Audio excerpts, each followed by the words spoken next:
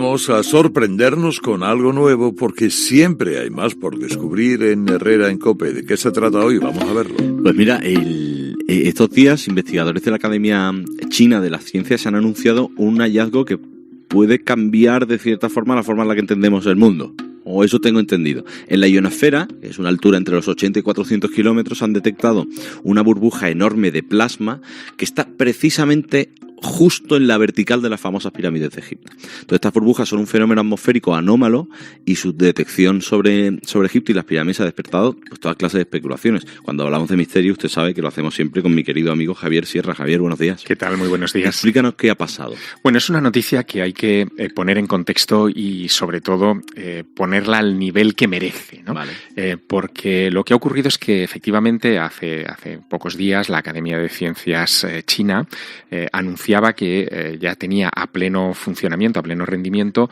un nuevo componente tecnológico que realmente va a revolucionar nuestro conocimiento de la atmósfera. Es un radar que se llama radar atmosférico de largo alcance y baja latitud, y que básicamente lo que hace es, desafiando la curvatura de la Tierra, emite ondas que reflejan en la ionosfera y puedes captar cosas que estén situadas, por ejemplo, a 9.000 kilómetros de distancia, cosa que hasta ahora no podíamos, precisamente por la forma esférica de nuestro planeta. Lo que dicen los chinos es que con el desarrollo de esa tecnología, si pusiéramos 3 o 4 radares en distintos puntos del planeta, tendríamos un control permanente global de lo que ocurre en nuestros cielos desde un punto receptor de esas señales. Claro, esto tiene implicaciones en defensa. Imagínate lo que eso supondría para el control del espacio aéreo. Tener mapeado el espacio aéreo del globo al completo en el segundo, ¿no? Exacto, pero claro, lo que detecta son ondas de un tipo muy determinado, y estas ondas son las que en capas altas de la atmósfera, en la ionosfera, han detectado unas enormes burbujas gaseosas sobre las islas Midway y sobre la Gran Pirámide. Vale. Claro, cuando ya dices Gran Pirámide o dices Egipto, la cosa se dispara.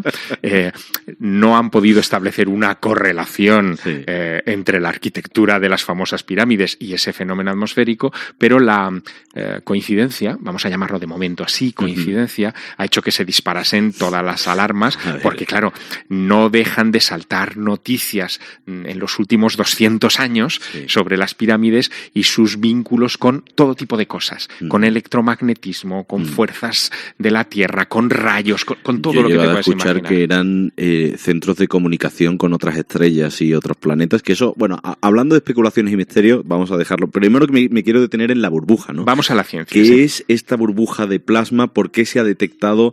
¿Qué influencia tiene sobre el lugar en el que se posa?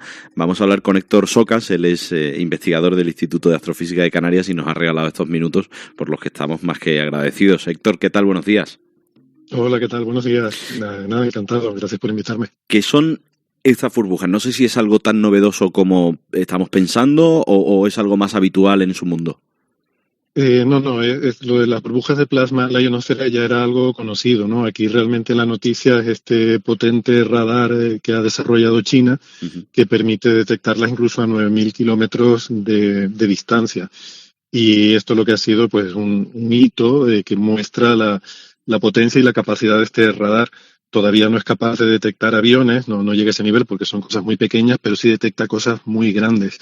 Y esto es donde yo me quería ahora parar, ¿no? Porque efectivamente existe esta especie de aparente conexión de las pirámides con un montón de cosas, pero que realmente tiene más que ver con nosotros que con las pirámides. Tiene que ver con la narrativa y con cómo se acaban contando estas noticias, que, por ejemplo, en este caso, la conexión con las pirámides de esta noticia es realmente muy, muy tenue. O sea, hay que meterla con calzador porque realmente estas burbujas son enormes. O sea, esta burbuja es del tamaño de Europa.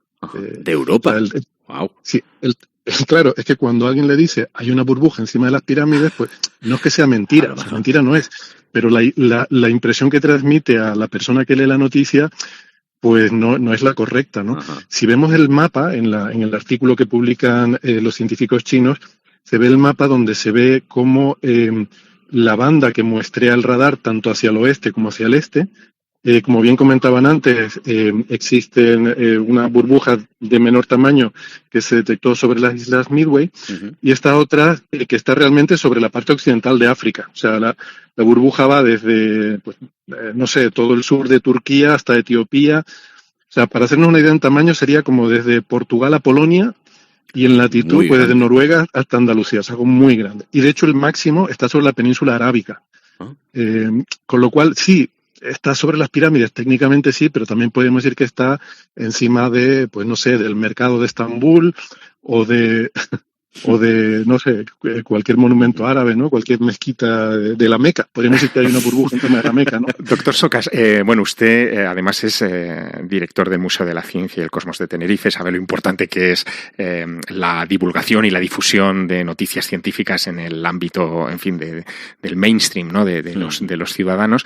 ¿Usted cree, y esto sirve de prólogo a la pregunta, ¿usted cree que esto se ha hecho, este vínculo con las pirámides, porque había que promocionar el radar chino de alguna manera? Es decir, que los chinos, para darse cierta bola, han dicho, bueno, ponemos las pirámides, que todo el mundo habla de ello, o ha sido una cosa fortuita. ¿Qué piensa usted?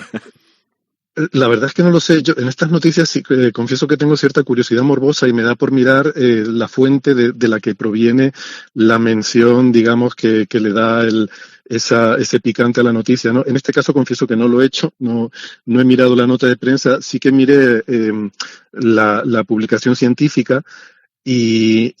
Pero claro, ahí no venía mencionada ninguna conexión con las pirámides, pero es verdad que luego se hacen notas de prensa en las cuales ya sí que pues esa interacción entre los investigadores, el buscarle dar algo que sea más atractivo para el público general, a veces se adornan y a veces las traducciones también juegan malas pasadas, ¿no? Claro. Entonces no lo sé. Por ejemplo, aquí hay una cosa... ¿Sí? Sí, perdone, doctor, le iba a decir que vamos también a lo serio de este tema, porque en la noticia se decía que estas enormes burbujas de plasma podrían afectar, por ejemplo, a los GPS, a cuestiones de comunicaciones. Claro, usted acaba de decirnos que la burbuja tiene el tamaño de Europa. Sí. ¿Esto nos puede afectar de alguna manera o va a servir para algo? Sí, esto es así, afectan un poco a las comunicaciones, se pierde precisión en la GPS porque las ondas que la atraviesan, la ionosfera es una región un poco delicada para la propagación de ondas, porque es una zona que es conductora de la electricidad, entonces cualquier perturbación hace que la propagación de ondas por esa región se vea afectada. Claro. Entonces esto para el día a día no es tan relevante, digamos que sí, perdemos precisión en el GPS, la navegación aérea y demás, pero el interés militar es muy, muy marcado. Y por ahí viene sobre todo este interés, en este caso de China, de tener muy controlados estos fenómenos. También en Occidente se tiene ese interés, pero ahora con esta herramienta que tienen los chinos, este potente radar y la posibilidad de desarrollar y construir y colocar otros parecidos, se podría tener un mucho mejor conocimiento de la producción de estas burbujas, y eso ayudaría. Se piensa que ha llegado a influir incluso en alguna batalla, ¿no? El tema de algunos problemas de comunicaciones con satélites, o sea que es algo que sí que para los militares es importante y lo están mirando con cuidado, sí. Interesante. Don Héctor Socas, le agradezco enormemente su tiempo y también su rigurosidad a la hora de hablar de este tipo de cosas. Ahora nos vamos a quedar ya a Javier y yo en lo que nos gusta, que es hablar del misterio, especulaciones y estas cosas, que bueno, es muy entretenido también. Sí, también es importante también el no perder la fascinación y la curiosidad. Un abrazo, don Héctor, muchas gracias. Gracias, un placer, hasta luego. Fíjate que con el tema de las pirámides, que, en fin, llevan por lo menos cientos de años siendo el centro de propuestas científicas descabelladas. Yo recuerdo una, Javier, que después de que se hayan encontrado estos ríos secos debajo de las pirámides, ¿no? El eco del antiguo Nilo que pasaba allí cerca. Exacto. Claro. Se decía que las pirámides estaban construidas sobre el agua porque esas cámaras que suben hasta arriba hacen que conduzcan la electricidad de alguna forma, que desde la punta, que era de oro, saliese un rayo que emitía una comunicación a otra estrella. Sí. Eso lo he escuchado yo. Claro, estaríamos hablando de la la de la botella de Leyden más grande de la historia. La botella de Leyden es un experimento científico muy, muy habitual en el que tú colocas un electrodo, una varilla de metal dentro de una botella con agua y la forras de papel de plata y con la electricidad ambiente puedes provocar chispas, ¿no? Sí, eso se ha dicho de las pirámides.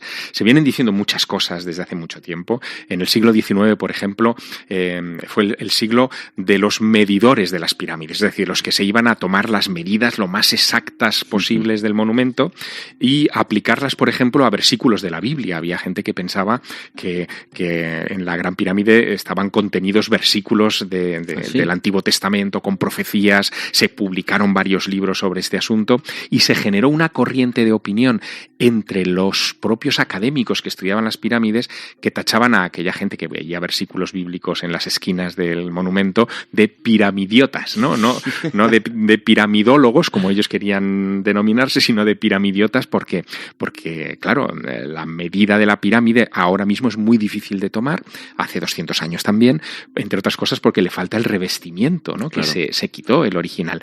Pero fíjate, hay cosas muy curiosas. En los años 30 hubo un ferretero francés que se llamaba Antoine Boba que se dio cuenta de que había animales muertos cerca de las pirámides. En aquella época no se recogían los gatos que morían cerca del monumento, pero se dio cuenta que no olían.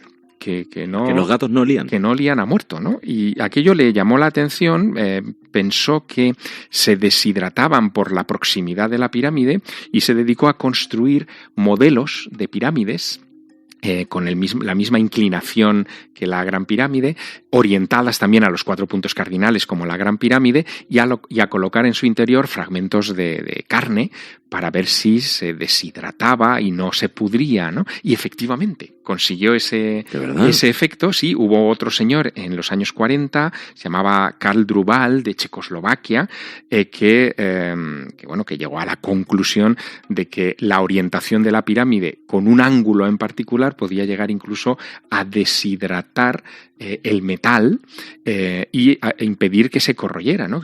Ponía, por ejemplo, cuchillas de afeitar dentro de la pirámide y no se corroían. Y se empezó a hablar durante mucho tiempo del poder de las pirámides. Luego todo esto ha ido decayendo, fue parte de un capítulo de la New Age que en los años 60, 70 tuvo mucha recepción por parte de la opinión pública, pero al final ha caído en desuso. Pero se han dicho muchas cosas. Pero se sabe, ¿por qué son tan perfectas? Porque hablabas tú antes y hacías referencia a las medidas, ¿no?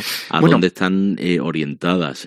Hay algo. De todas maneras, hay algo. Es decir, no es descartable todo como una casualidad. Por ejemplo, sí que se descubrió que la altura de la pirámide original con digamos, el piramidión, la punta que debía tener en su momento por el cálculo que se ha hecho geométrico, era exactamente la 1.000.000ésima parte de la distancia Tierra-Sol. ¿Pero eso cómo puede ser?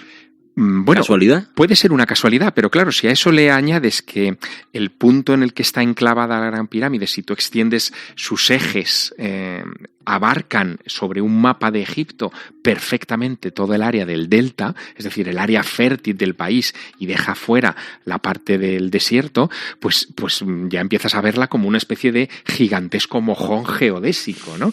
En fin, hay una serie de medidas, de orientaciones que hoy por hoy son, primero, difícilmente explicables y, en segundo lugar, difícilmente alcanzables en aquella época. Por ejemplo, sabemos que la Gran Pirámide, la cámara central de la que hablábamos la semana pasada con Napoleón, ¿no?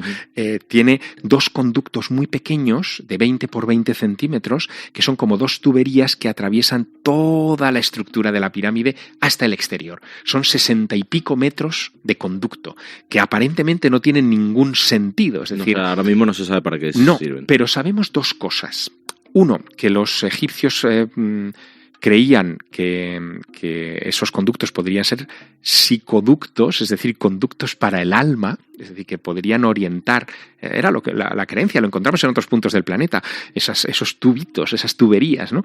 Por las que podría desfilar el alma del difunto. ¿Hacia dónde? Pues ahí viene la segunda parte, hacia las estrellas. Sabemos que están orientadas perfectamente hacia las estrellas de Orión, del cinturón de Orión, por un lado, y por el otro de la pirámide, hacia la estrella Sirio, que para los antiguos egipcios era la encarnación de Isis en el cielo. Orión sería Osiris, Isis, con Sirio sería la contraparte, y por lo tanto el monumento sería una especie de brújula para el alma de aquel poderosísimo faraón, para que encontrara su lugar entre los dioses. Solo eso ya es alucinante. Que sigue sin entrar en mi cabeza como, pues sí, lo de Aristóteles, que bueno, que pone un obelisco aquí y otro allí, y así sabe que la sombra no se proyecta igual a la misma hora del día, por lo que la Tierra debe tener algún tipo de curvatura. Te lo compro, porque digo, yo pues me imagino a los dos obeliscos, pero la precisión con la que... Claro, aquí estamos hablando de un edificio que, para que nuestros oyentes lo comprendan, tiene la base